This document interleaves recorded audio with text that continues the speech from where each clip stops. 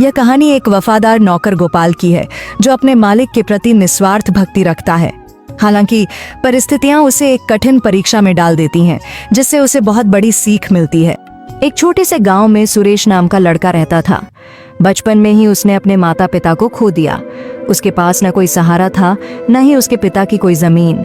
वह एक छोटी सी झोपड़ी में रहता था, लेकिन गांव में आई बाढ़ के कारण उसकी झोपड़ी भी बह गई। गांव के जमींदार धर्मदास बहुत दयालु व्यक्ति थे। उन्होंने सुरेश पर दया कर उसे अपने यहाँ काम पर रख लिया और रहने के लिए एक झोपड़ी दे दी। समय बीतता गया और सुरेश बड़ा हो गया। अब वह पूरी लगन से जमींदार के यहाँ काम करता था और जमींदार भी उस पर बहुत भरोसा करने लगे थे। एक दिन जमींदार ने सुरेश से कहा, बेटा, तुम अब शादी क्यों नहीं कर लेते? अब तुम्हारी शादी की उम्र हो गई है। तुम्हारी पत्नी आएगी तो तुम्हारे कई कामों में हाथ बौंटाएगी। मैं चाहता हूँ कि मेरे जीते जी तुम्हारी शादी हो जाती। क्या जाने कब भगवान का बुलावा आ जाए। सुरेश बोला, मालिक, ऐसा क्यों कह रहे हो? मेरे लिए आप ही सब कुछ हैं। आप जैसा उचित समझे मैं वही करूंगा। जमींदार बोले, मेरी नजर में तुम्हारे लिए एक बहुत अच्छी लड़की है।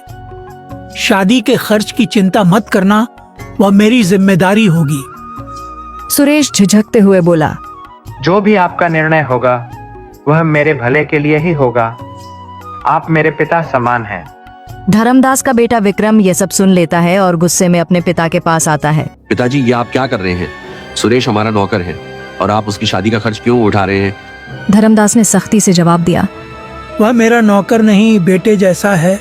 विक्रम चिढ़कर बोला, आप मेरे पिताजी हैं या उसके? धर्मदास नाराज होकर बोले, जब मैं बीमार था तब कहाँ गया था तुम्हारा अपनापन? तब सुरेश ने मेरी कितनी सेवा की थी। वह दिन रात मेरी देखभाल करता था और तुम अपने शौक में मस्त रहते थे। तुम मुझे मत सिखाओ कि कौन अपना है और कौन पराया। विक्रम और भी गुस्से में आ गया।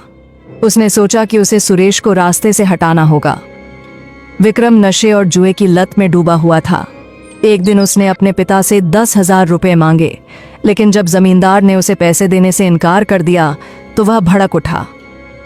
विक्रम ने सोचा, अब मैं देखता हूँ कि मुझे पैसे कैसे नहीं मिलते। वह चोरी की योजना बनाने लगा।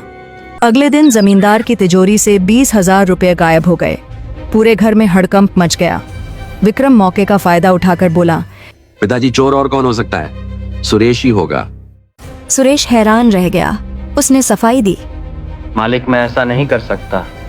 आप पर मेरा पूरा जीवन समर्पित है। लेकिन विक्रम ने उसे झूठा ठहराते हुए उसके घर की तलाशी की मांग कर दी।